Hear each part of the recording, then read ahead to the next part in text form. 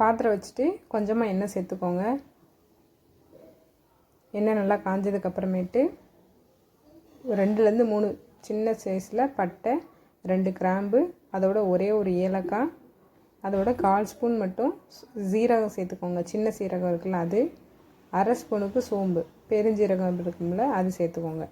எல்லாம் சேர்த்து நல்லா பொரிஞ்சதுக்கப்புறமேட்டு வெங்காயம் சேர்த்துக்கலாம். வெங்காயம் நான் 2 பெரிய வெங்காயத்தை ஸ்லைஸாக கட் பண்ணி வச்சுருக்கேன். வெங்காயம் சேர்த்து நல்லா வதக்கி விட்டுக்கோங்க. அடுப்பு மீடியம் ஃப்ளேமில் வச்சு வதக்கி விட்டுக்கோங்க. இல்லாட்டா டக்குன்னு ப்ரௌன் ஆகிரும். அதனால் மீடியம் ஃப்ளேமில் வச்சு நல்லா வதக்கி விட்டுக்கோங்க வெங்காயத்தை. இப்போ இந்த மாதிரி வதங்கினதுக்கப்புறமேட்டு 3 பீஸ் போல் கார்லிக்கு பூண்டு இருக்குல்ல அது சேர்த்துக்கோங்க. அதோட 1 இன்ச்சு போல் இஞ்சி சேர்த்துக்கோங்க. குட்டி குட்டியாக கட் பண்ணிவிட்டு சேர்த்துக்கோங்க. அப்படியே பெரிய பீஸாகவே சேர்த்துறாதீங்க. இதெல்லாம் சேர்த்து நல்லா வதக்கி விட்டுட்டு 1/2 கைப்பிடி அளவுக்கு மட்டும் கொத்தமல்லி சேர்த்துக்கோங்க. சேர்த்து அதையும் லைட்டாக வதக்கி விடுங்க. இந்த டைமில் கொஞ்சமாக மட்டும் மஞ்சள்தூள் சேர்த்துக்கோங்க, 1 பிஞ்ச் மட்டும். இந்த மஞ்சத்தூளோட பச்சை வாசனை போகிறதுக்கு லைட்டாக வதக்கி விட்டுட்டு அதோட தக்காளி சேர்த்துக்கலாம். தக்காளி ரொம்ப அதிகமாக சேர்த்துறாதீங்க. தக்காளியும் ரொம்ப சின்ன சைஸு தக்காளி சேர்த்து நல்லா வதக்கி விட்டுடலாம். அதோட ஒரு 6லேருந்து 7 பீஸ் போல் முந்திரி சேர்த்துக்கோங்க. முந்திரி சேர்த்து இந்தளவுக்கு நல்லா வதங்கினதுக்கப்புறமேட்டு தக்காளியோட தோல் பிரிஞ்சிருச்சு அப்படின்னாலே போதுங்க. இப்போ ஆஃப் பண்ணிவிட்டு நல்லா ஆற வச்சுட்டு மிக்சியில் சேர்த்துட்டு கொஞ்சமாக தண்ணி ஊற்றி நல்லா நைஸாக அரைச்சிக்கோங்க. பாருங்கள், இந்த மாதிரி இருக்கணும், நல்லா நைஸாக இருக்கணும்.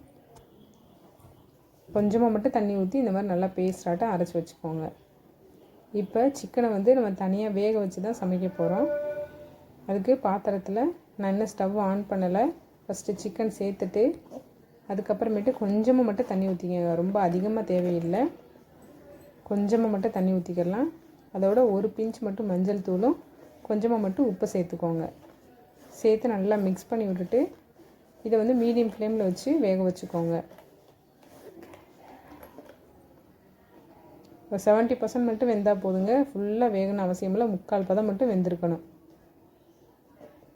சிக்கன் எடுத்து பார்த்தீங்க அப்படின்னா இந்த மாதிரி இருக்கணும், நல்லா உடஞ்சிருக்கணும். ஆனால் இன்னும் கொஞ்சம் வேகிற மாதிரி பக்கம் இருக்கும்ல, அந்த டைமில் ஆஃப் பண்ணிடுங்க. அந்த தண்ணி கீழே ஊற்றிடாதீங்க, அந்த தண்ணியோடே இருக்கட்டும். இப்போ வாங்க கிரேவி செய்ய ஆரம்பிச்சிடலாம். பாத்திரம் வச்சுட்டு 3 ஸ்பூன் வரைக்கும் எண்ணெய் சேர்த்துட்டு எண்ணெய் நல்லா காஞ்சதுக்கப்புறமேட்டு கருவேப்பிலை சேர்த்துக்கோங்க. கருவேப்பிலை நல்லா பொரிஞ்சதுக்கப்புறமேட்டு மசாலாத்தூள் சேர்த்துக்கரலாம். காரத்துக்காண்டி 1 ஸ்பூன் மட்டும் மிளகாத்தூளும் அதோட கலருக்காண்டி 1 ஸ்பூன் மட்டும் காஷ்மீரி மிளகாத்தூள் சேர்த்துருக்கேன். இது நல்ல கலர் கொடுக்கும், காரம் கொடுக்காது. சேர்த்து நல்லா வதக்கி விட்டுக்கோங்க. அடுப்பு சிம்மில் வச்சுக்கோங்க, இல்லாட்டா டக்குன்னு மசாலாவோட கருகிரும்.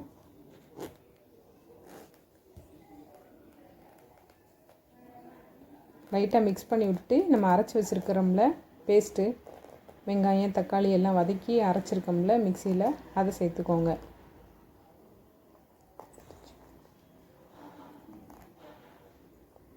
ஃபஸ்ட்டே தண்ணியோடு சேர்த்து ஊற்றிடாதீங்க. நல்லா ஃபஸ்ட்டு அந்த பேஸ்ட்டை சேர்த்துட்டு அதுக்கப்புறமேட்டு கொஞ்சமாக வேணால் மிக்ஸி அலசி தண்ணி சேர்த்துக்கோங்க. இப்போ இந்த மசாலாவோட சேர்த்து நல்லா வதக்கி விட்டுக்கோங்க. லைட்டாக ஒரு கொதி வந்ததுக்கப்புறமேட்டு சிக்கன் சேர்த்துக்கரலாம். அந்த மசாலாவோட ரா ஃப்ளேவர்லாம் போகணும். இந்த மாதிரி நல்லா மலமலன்னு கொதிச்சதுக்கப்புறமேட்டு சிக்கனை அந்த தண்ணியோட சேர்த்துக்கோங்க.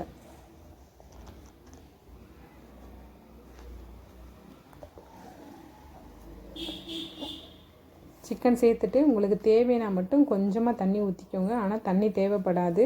நம்ம ஃபஸ்ட்டே அந்த பேஸ்ட்டெல்லாம் அலசிட்டு தண்ணி ஊற்றிருக்கோம்ல, அதுவே கரெக்டாக இருக்கும். ஒரு 5 நிமிஷத்துக்கு மீடியம் ஃப்ளேமில் வச்சு கொதிக்க வச்சுட்டு இந்த மாதிரி நல்லா எண்ணெய் பிரிஞ்சு வந்ததுக்கப்புறமேட்டு ஆஃப் பண்ணிட்டிங்கன்னா ஒரு சூப்பரான சிக்கன் கிரேவி ரெடிங்க. கண்டிப்பாக செய்யுங்க, செம்ம டேஸ்ட்டாக இருக்கும். கண்டிப்பாக செஞ்சு பாருங்கள், சூப்பர் டேஸ்ட்டாக வரும். வெரைட்டி ரைஸ்லேருந்து டிஃபன் ஐட்டத்துலேருந்து எல்லாத்துக்குமே செம்மையாக இருக்குங்க. வீடியோ பிடிச்சிருந்துச்சி அப்படின்னா மறக்காமல் லைக் பண்ணி ஷேர் பண்ணிவிட்டு சேனலை சப்போர்ட் பண்ணி சப்ஸ்கிரைப் பண்ணி வச்சுக்கோங்க. ட்ரை பண்ணிவிட்டு எப்படி இருந்துச்சுன்னு மறக்காமல் கமெண்ட் பாக்ஸில் கமெண்ட் பண்ணுங்கள். பாருங்கள், சூப்பர் டேஸ்ட்டாக இருக்குல்ல, பார்க்கும்போது செம்மையாக இருக்குங்க. டேஸ்ட் அல்டிமேட்டாக இருந்துச்சு. ஒரு டைம்னாலும் இதே மாதிரி செஞ்சு பாருங்கள், சூப்பராக இருக்கும்.